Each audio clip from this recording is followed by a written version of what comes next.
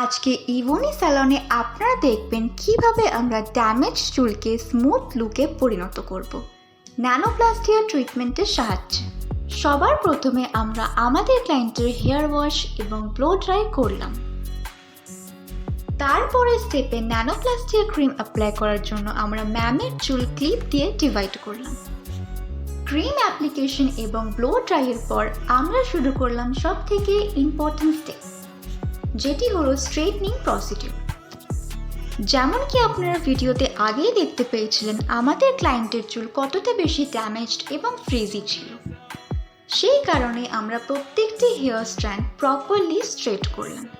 আমরা usually minimal temperature use করে চুলকে স্ট্রেট করি to prevent any type of hair damage. Straightening করার পর আমরা নোটিস করলাম ম্যামের চুলে আরেকটু শেপিং দরকার। সেই কারণে আমাদের হেয়ার স্টাইলিস্ট ওনার চুলের লোয়ার সেকশনকে ট্রিম করলো to give that perfect hair look. Now you can finally see the result. Nanoplastia ট্রিটমেন্টের পর ম্যামের চুল থেকে অনেকটা ড্রাইনেস ও ফ্রিজিনেস দূর হয়েছে এবং চুলে এসেছে একটি স্মুথ এবং স্লিক লুক।